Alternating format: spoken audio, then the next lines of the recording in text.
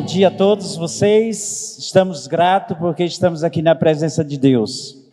Eu acredito que vocês hoje perceberam uma plataforma diferente. Eu queria dizer para todos vocês, os recém-batizados de 2 anos para cá, a igreja no passado fazia assim, né? Então nós estamos relembrando o que a igreja como era, né? E aqui foi a sugestão do nosso ancião Joário, nós acatamos para relembrar esses tempos maravilhosos. E eu queria apresentar a plataforma. Nós temos aqui o ancião Joário, fica em pé, Joário. Todos conhecem, né? Então, é o ancião da minha área, da mordomia. É um prazer trabalhar com ele esse ano, né? Então, estamos aqui fazendo esse papel, né, Joário? Todo terceiro sábado estamos aqui e vamos trabalhar esse ano, trazer pessoas diferentes cada terceiro sábado. Obrigado. Nós temos aqui o irmão João. Esse irmão João aqui, foi difícil para trazer ele aqui. Ele está com 2 anos que ele veio aqui. A agenda dele parece que é complicada, porque eu marquei com ele 3 vezes e nunca dava certo. Ela desmarcando, tenho compromisso, não venho, mas um dia você vem. Então hoje ele está aqui, irmão Joãozinho, né? Que faz parte lá da igreja de Rumeiro, faz parte da DMC comigo, com o Ivan Valdionor, com o pastor, né? Com o Lindeval. Então ele vai trazer esse recado de Deus para o povo de Deus. Muito obrigado, Joãozinho, que Deus use de uma forma especial, tá bom? E quando eu convidar, não demore muito não. E ele está devendo para vocês aqui, que ele disse que ele pregou um sermão aqui, e ele disse que vinha voltar para dar o resultado a vocês. Eu acredito que hoje ele vai dar o resultado, vai ou não vai? Hoje não. Hoje não. Ok. Muito bem, mas estamos felizes, agradeço a todos vocês, os amigos que estão aqui nessa manhã, agradeço as crianças, os pais, todos vocês. E eu queria convidar vocês agora, junto com a plataforma, ficar em pé e nós vamos cantar um hino com toda a igreja. Era assim que a gente fazia o culto no passado, então nós vamos relembrar. Pode vir o pessoal da equipe aí para louvar o nome de Deus. Número 11. Cenário.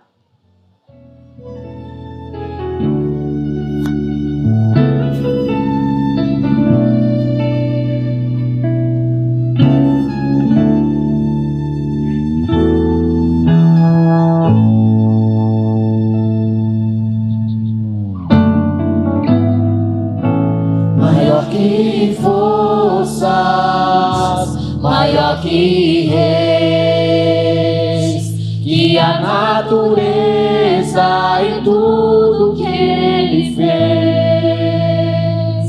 maior que coisas que o homem inventar. No princípio Deus estava lá, maior que reinos e posições, e as maravilhas de todas as nações, maior que bens e ouro que existir. Seu amor não pode se perder.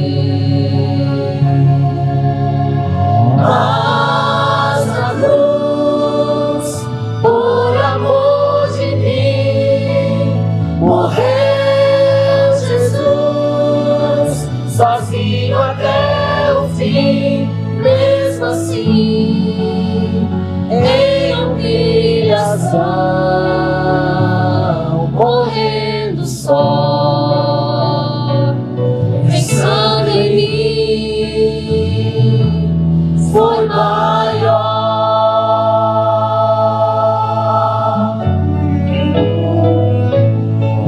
que forças, maior que reis, que a natureza e tudo que ele fez. Só a igreja canta.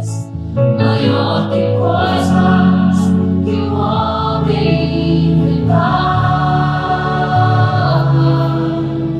No princípio Deus estava lá, maior que reinos e posições, e as maravilhas de todas as nações, maior que bens e o ouro que existir. Seu amor não pode se medir. Todo mundo. Mas na cruz, por amor de mim, morreu Jesus, sozinho até o fim. Mesmo assim, em humilhação, morrendo só, pensando em mim.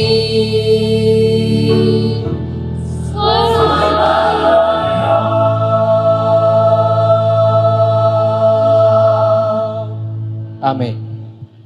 Como estamos? Querido Deus, obrigado pela mensagem através da música. E obrigado, Senhor, por estarmos aqui para oferecer um culto de adoração, Senhor. E que nessa manhã, Senhor, teu servo João seja uma bênção, instrumento nas tuas mãos.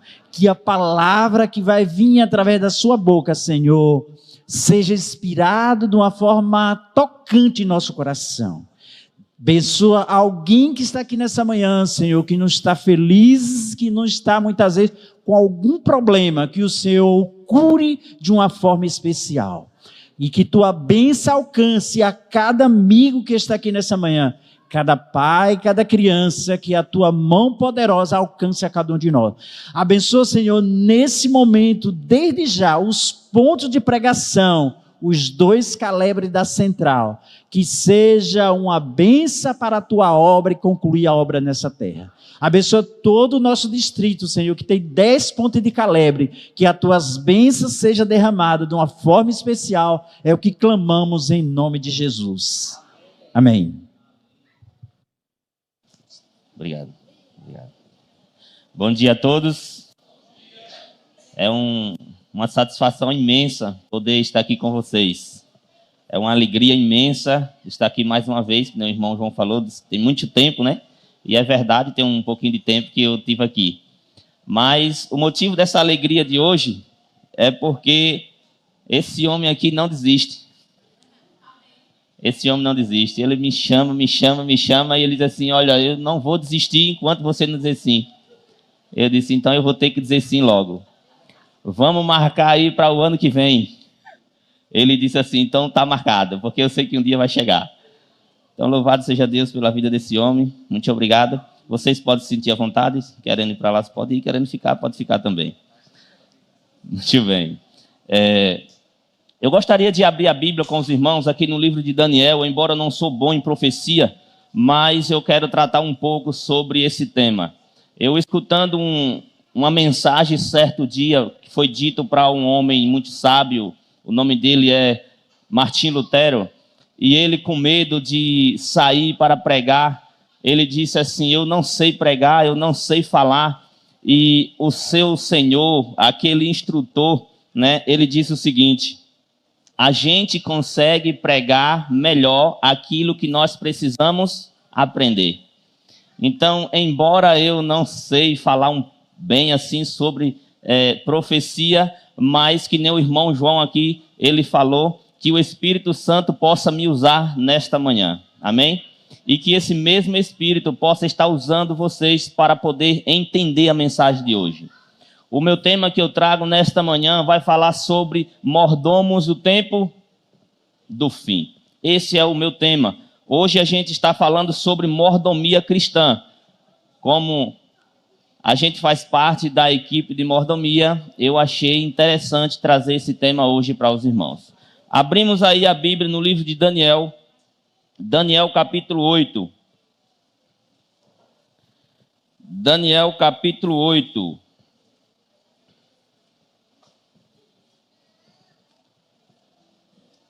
Daniel capítulo 8, a gente vai ler alguns versículos desse capítulo e tirar algumas lições para a nossa vida. Amém? Todo mundo encontraram? Falamos com o nosso Deus mais uma vez. Senhor nosso Deus e amado Pai, nós queremos te agradecer porque estamos aqui na tua casa com a tua palavra aberta. Queremos agradecer porque mesmo em meio às dificuldades o Senhor nos contempla, o Senhor nos presenteia com esse privilégio. Pedimos nesta manhã o poder do teu Santo Espírito, que ele possa abrir a nossa mente, o nosso coração e que nos dê o entendimento da tua palavra. Que eu venha me calar, Senhor, e que o que eu vim falar, que seja simplesmente usado por ti, em nome de Cristo Jesus. E todos dizem, amém. Louvado seja Deus. Versículo 1 do capítulo 8 de Daniel diz o seguinte: no ano terceiro do reinado do rei Belsazar, eu, Daniel, tive uma... Vão acompanhando comigo. Daniel, ele teve uma visão depois daquela que eu tive a princípio. Verso 2. Quando a visão me veio, pareceu-me estar em uma cidade de Suzã, que é a província de Elão, e vi que estava junto ao rio Ulai. Então levantei os olhos e vi, e eis que diante do rio estava um carneiro, o qual tinha 2 chifres, e os 2 chifres era alto, mas um mais alto do que o outro, e o mais alto subia por último. Vi que o carneiro dava marradas para o ocidente e para o norte e para o sul, e nenhum dos animais lhe podia resistir, nem havia quem pudesse livrar-se do seu poder. Ele, porém, fazia segundo a sua vontade, e assim se engrandecia. Estando eu observando, eis que um bode vinha do ocidente sobre toda a terra, mas sem tocar no chão. Este bode tinha um chifre notável entre os olhos. Dirigiu-se ao carneiro que tinha os 2 chifres, o qual eu tinha visto diante do rio, e correu contra ele com todo o seu furioso poder. Viu chegar perto do carneiro e, enfurecido contra ele, o feriu e lhe quebrou os 2 chifres, pois não havia força no carneiro para lhe resistir. E o bode o lançou por terra e o pisou aos pés, e não houve quem pudesse livrar o carneiro do poder dele. O bode se engrandeceu sobremaneira, e na sua força quebrou-lhe o grande chifre, e em seu lugar saíram 4 chifres notáveis para os 4 ventos do céu. De um dos chifres saiu um chifre pequeno, e se tornou muito forte para o sul, para o oriente e para a terra gloriosa.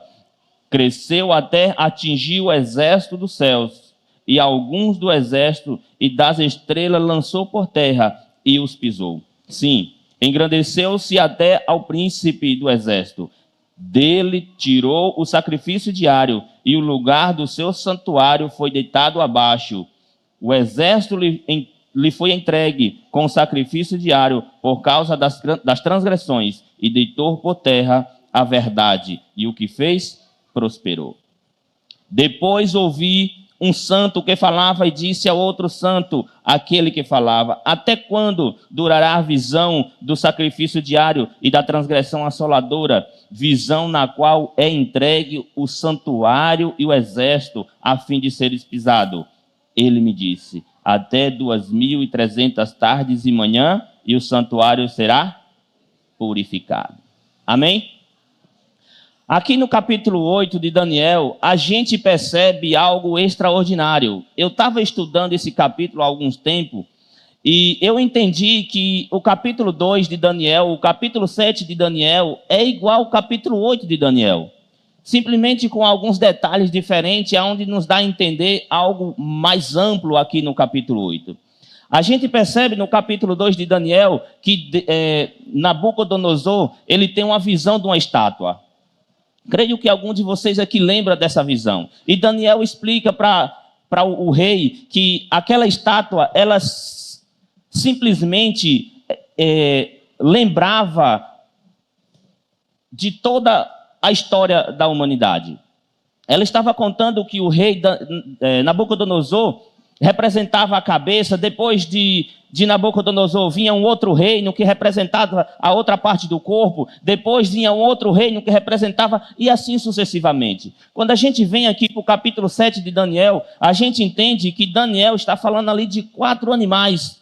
E cada animal representava também um reino.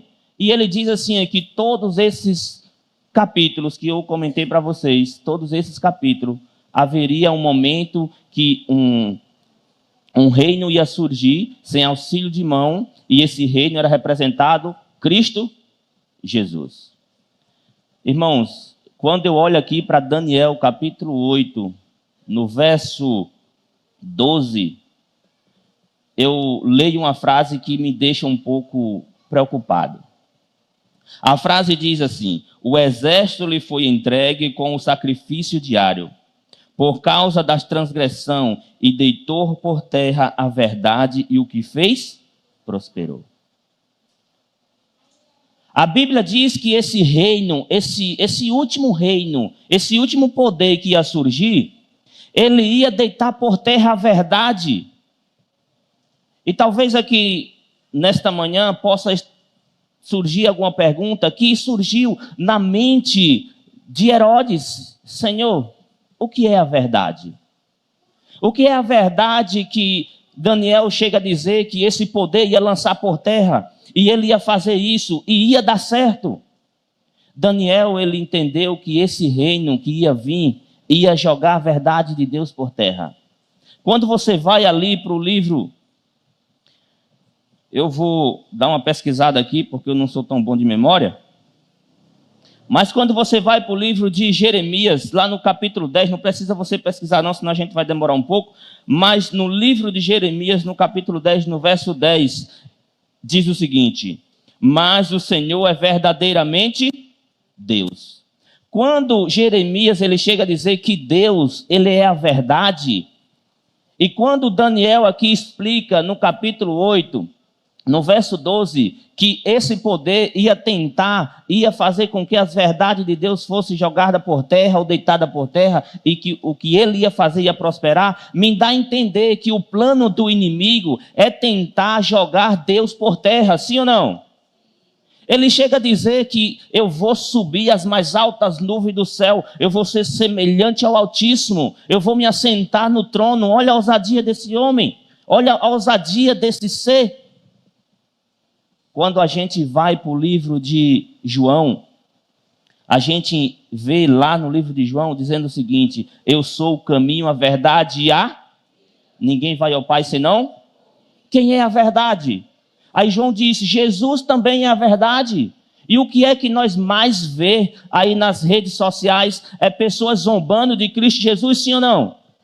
Tentando jogar Jesus por terra, e muitas das vezes isso é verdade, é verídico, e acontece mesmo, cumprindo aqui em Daniel o que esse poder ia fazer: jogar a verdade de Deus por terra. Quando a gente vai para o livro de João 17 também, ele diz o seguinte, todo mundo sabe de qual é esse verso: santificai-os na verdade, a tua palavra é a... O que é a verdade? A palavra de Deus. A palavra de Deus também é a verdade. E quando você pega a palavra de Deus que vai pregar para alguém, o que é que muitos aí diz?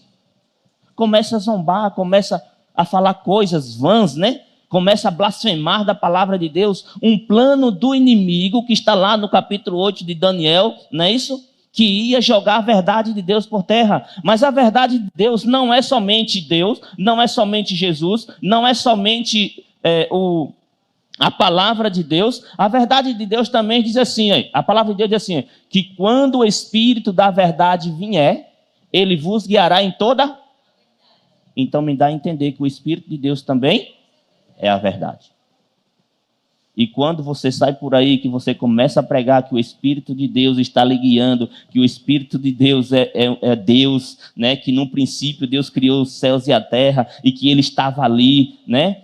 Muitas pessoas olham para você e dizem assim: não, o Espírito de Deus não é isso que você fala, o Espírito de Deus não é Deus, o Espírito de Deus é um poder, o Espírito de Deus é uma força, tentando jogar a verdade de Deus por terra. Quando a gente vai aqui para o livro de Salmos capítulo 119, 142 diz o seguinte: a tua justiça é justiça eterna e a tua lei é a própria verdade.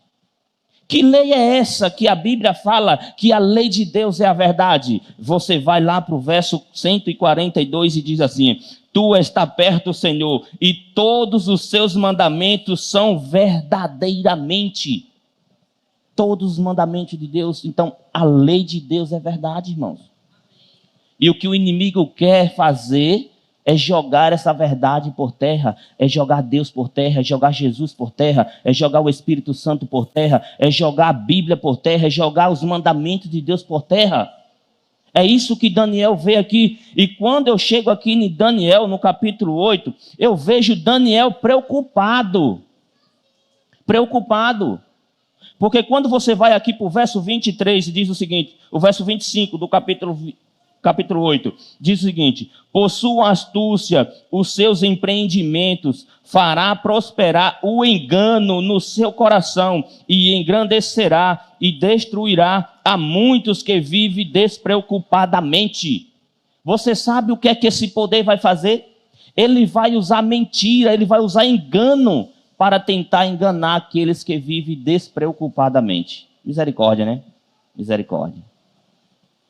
Porque Daniel se preocupa e ele diz o seguinte: até quando? Até quando esse engano vai acontecer? Até quando, Senhor? Até quando esse engano? Até quando as verdades do Senhor vai ser deitado por terra? Até quando? Aí a Bíblia diz aqui no livro de Daniel, no capítulo 8, no verso 14, diz o seguinte: ele me disse, até 2.300 tardes e manhã, e o santuário será purificado. Louvado seja Deus, irmãos, porque existe um tempo determinado para o nosso sofrimento, amém? Louvado seja Deus, porque se você hoje está vivendo dificuldade na sua vida, isso tem um tempo determinado. Jesus disse, Deus disse, olha, até 2.300 tardes e manhã, e o santuário será purificado. Eu acredito que muitos aqui de vocês conhecem a história de pessoas que se focou, que pesquisou essas 2.300 tardes e manhã. Assim também como nós pesquisa sobre a volta de Jesus, sobre os acontecimentos de Jesus, pessoas dos nossos antepassados pesquisaram também sobre essas 2.300 tardes e manhã. Um homem chamado Guilherme Miller, ele começou a estudar esse texto de Daniel, e ele, juntando Daniel com Êxodo, aonde Deus diz assim, aí me fará um santuário para que eu possa habitar no meio de vocês. Ele juntando Daniel com esse livro de Êxodo, com essa passagem, quando ele lê essa seguinte frase dizendo que o santuário seria purificado, ele imaginou, uma vez, 2 vezes por dia, cordeiro era morto, era sacrificado pelo pecado do homem. E uma vez por ano, esse santuário terrestre, ele era purificado. O sumo sacerdote entrava ali no lugar santíssimo, fazia aquele ritual da purificação do templo. E essa purificação anualmente representava a volta de Cristo. Guilherme Miller entendeu que a purificação do santuário, a purificação aqui dessa profecia de 2.300 tardes e manhã, seria a volta de Cristo Jesus. A história conta que ele não falou nada, ele estudou, entendeu as verdades e ficou quieto. Ele não queria pregar para as pessoas, ele não queria sair por aí pregando essas verdades, mas ele fez um pacto com Deus, ele fez uma promessa a Deus e disse assim: Senhor, se isso aqui é o que o Senhor quer que eu faça, que o Senhor me mostre. Que eu possa ser chamado para poder pregar, e eu irei pregar. Por circunstância ali da ocasião, a história conta que ele foi convidado para pregar. E ele entendeu que ali era a vontade de Deus e foi pregar esse evangelho. Aconteceu coisa extraordinária. Ele fazendo conta dessas 2.300 tardes e manhã, ele chegou em um ano de 1844. Se eu não estou enganado, ele entendeu essas verdades em 1831, por aí. Mas ele não saiu para pregar, mas ele começou a pregar pelo chamado que ele teve, e os cálculos dele chegavam em 1844. O evangelho era: Jesus vai voltar no ano de 1844. Deixa eu fazer uma pergunta para vocês aqui. Se porventura, não, isso não é verdade, certo? Mas é só um exemplo. Se porventura eu provasse na Bíblia que Jesus ia voltar no mês de agosto de 2024, o que era que vocês fariam? Se você está dentro da igreja, provavelmente vocês iam trazer sua família, não era isso? Vocês iam fazer de tudo para trazer. Foi isso que aconteceu naquela época. Guilherme Mille começou a pregar, começou a dizer que Jesus ia voltar no dia 22 de outubro de 1844. Quando chega nesse dia, eles esperam e Jesus não volta. Jesus não volta. Deixa eu dizer para vocês, Guilherme Mille, ele não errou os cálculos. Ele não errou as datas.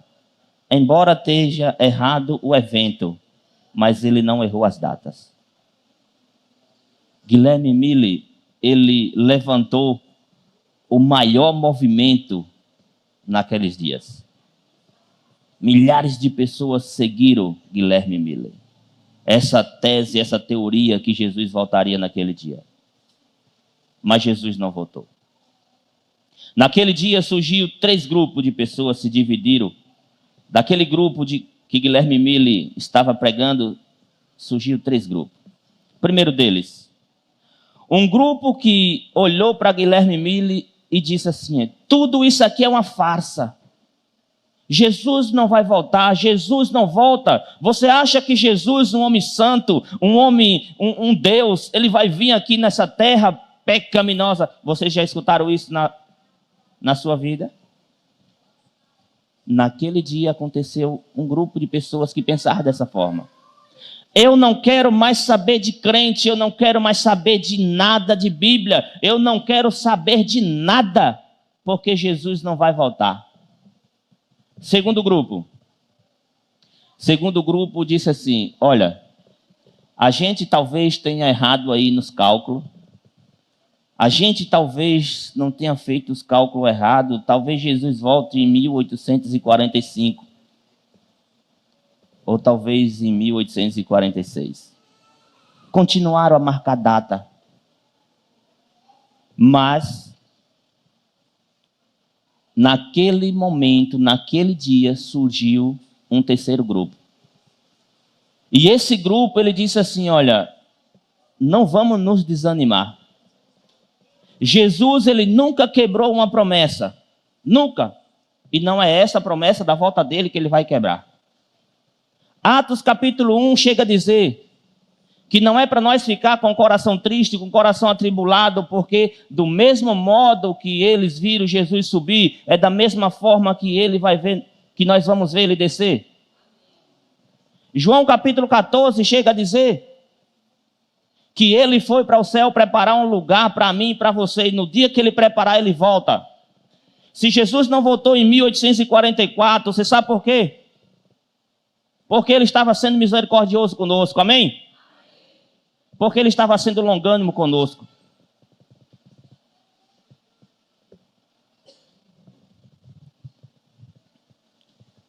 Quando eu chego aqui no ano de 1844, eu entendo que ali surgiu 3 grupos. Um grupo que não quis mais nada com a Bíblia, um grupo que continuou marcando data e um grupo que disse assim: vamos ser perseverantes. Esse grupo, ele começou a crescer. Esse grupo, ele começou a se desenvolver. Esse grupo, ele está para cumprir uma profecia que está em Daniel capítulo 8. Daniel pergunta para Deus, até quando? E ele responde, até 2.300 tardes e manhã. Olha, quando chegar essa data, 2.300 tardes e manhã, acaba o engano.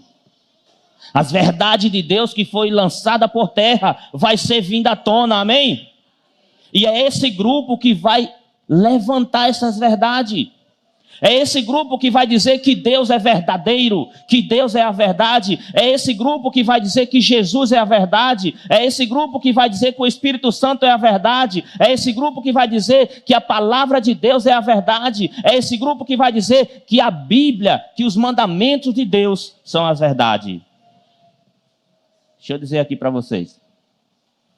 Quantos grupos você encontra por aí que prega que os mandamentos de Deus é a verdade e que precisa ser guardado? Poucos. Eu ainda tenho a ousadia de dizer que eu só conheço um. Por enquanto. Posso conhecer mais, mas por enquanto eu só conheço um. A Igreja Adventista do Sétimo Dia. Esse amém poderia ser mais forte, né? Louvado seja Deus. Foi no ano de 1844 que esse grupo, que a gente conhece como reparador de brecha, o grupo que nasceu para trazer as verdades de Deus à tona, foi o grupo Adventista do Sétimo Dia. Irmãos, vocês não estão aqui à toa. Vocês não estão aqui por vontade própria. Vocês estão aqui porque vocês receberam um chamado de Deus. É por isso que vocês estão aqui. E o chamado de Deus para vocês é o seguinte: Jesus está perto de voltar e vocês precisam pregar a verdade que foi jogada por terra para essas pessoas. Que ele tem um chamado especial. Ide e pregai o evangelho. Vá, pregue, porque eu estou perto de voltar de Jesus. Eu já estou perto de voltar. As portas já estão se fechando. Logo, logo o Espírito Santo vai dizer aqui na terra: Pai, está feito, está consumado. Jesus vai dizer: Pai, está feito, está consumado. E ele precisa vir aqui para buscar nós. A porta da graça já está perto a se fechar. E nós precisamos ir. Talvez você diga assim: Joãozinho, eu estou sem tempo. Joãozinho, eu trabalho. Eu começo de segunda a sexta e se brincar, misericórdia, se brincar entra até o sábado. Eu estou cheio. Deixa eu fazer uma pergunta para você. Quando Elias foi chamar Eliseu, ele estava deitado numa rede? A Bíblia diz que ele estava arando terra. A Bíblia diz que Elias chegou até Eliseu. Eliseu estava arando terra com boi. Elias pegou o seu manto, jogou sobre Eliseu. Eliseu entendeu o recado e disse assim: Elias, permita que eu vá até meus pais e minha mãe dar um beijo neles. E Elias disse assim: vá, mas volte, porque você sabe o que eu fiz com você. Eu lhe chamei para você fazer a obra de Deus. E ele largou tudo e seguiu Elias para fazer a obra. Talvez eu esteja falando para vocês aqui e vocês olhem para mim e digam assim: Joãozinho, eu estou cheio, eu trabalho. Eu sei que você trabalha e precisa trabalhar mesmo. Porque senão você vai ser pesado para mim, para o irmão das igrejas. Não é assim que Paulo fala? Tem que trabalhar. Mas mesmo cheio do trabalho, Eclesiastes chega a dizer que há tempo para tudo. E a nossa prioridade tem que estar no céu. É o céu que tem que ser a nossa prioridade. E se eu perguntasse para você nesta manhã: existe alguém da sua família que ainda não tomou a decisão que você quer ver no céu? Todos vocês vão dizer: eu tenho, Joãozinho. Olha, vai lá, homem. Vai lá, mulher. Não sabe falar de Jesus? Não. Peça a Deus. Ele jamais vai negar o Espírito Santo para você. E olha aqui, se você estiver com o Espírito Santo, vai dar tudo certo. Se você tem um desejo no coração de dizer assim: Senhor, eu não quero ir para o céu sozinho. Eu não quero viver no céu sozinho. vendo a minha família, os meus parentes sendo destruídos aqui no lago de fogo, junto com os anjos mal e o diabo. Eu não quero. Me dá força, me dá coragem, me enche do Espírito Santo para que eu possa pregar para a minha família, para que eu possa ver eles no céu. Se esse é o seu desejo, nós vamos cantar um louvor aqui. E se esse é o seu desejo, no momento que a gente estiver cantando esse louvor, eu peço que você fique em pé. E no final eu vou orar por você.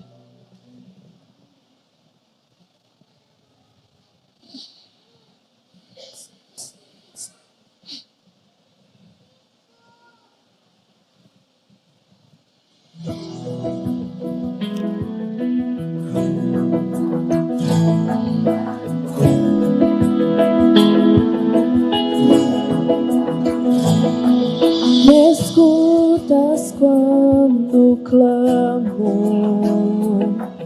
e acalma o meu pensar. Me levas pelo fogo, curando todo o meu ser. Confio em ti, confio em ti. Creio que tu és a cura, creio que és tudo para mim.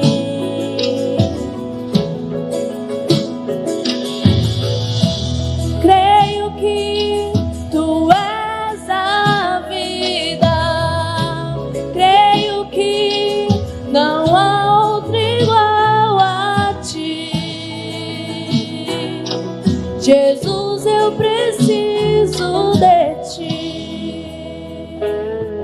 Me escutas quando clamo e acalma o meu pensar. Me levas pelo fogo,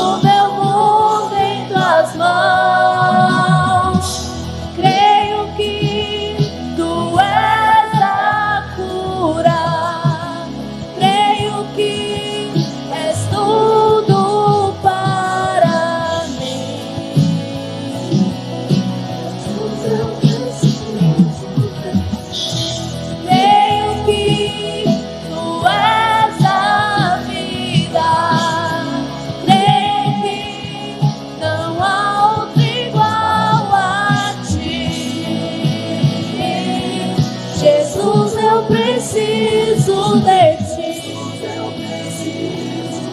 Não há outro igual a ti. Jesus, eu preciso de ti. Amém. Louvado seja Deus, né? Nada é impossível para o nosso Deus. Mesmo nós sendo fracos, nós sendo pecador, Deus ele está disposto a nos usar, porque nada é impossível para Ele. Oremos. Senhor nosso Deus, nós queremos te agradecer por ter nos convidado para fazer parte da tua família. Queremos agradecer porque um dia nós vivíamos uma vida errante, uma vida, Senhor, nas trevas. E o Senhor nos chamou para vivermos na sua maravilhosa luz. Pai querido, aqui está um grupo do teu povo, um grupo da tua família reunido, louvando e exaltando o teu nome. E sei que cada um deles estão dispostos a dizer sim para o Senhor. Por isso, Pai, que o teu Santo Espírito possa encher cada um deles. Que eles possam sair daqui da tua casa cheio do teu poder, cheio do teu amor, com o desejo no coração de proclamar as tuas verdades para os seus familiares, para os seus amigos e seus vizinhos. Enfim, Senhor, cada pessoa que a gente venha ter contato, que o nosso desejo seja mostrar o Senhor para cada um deles.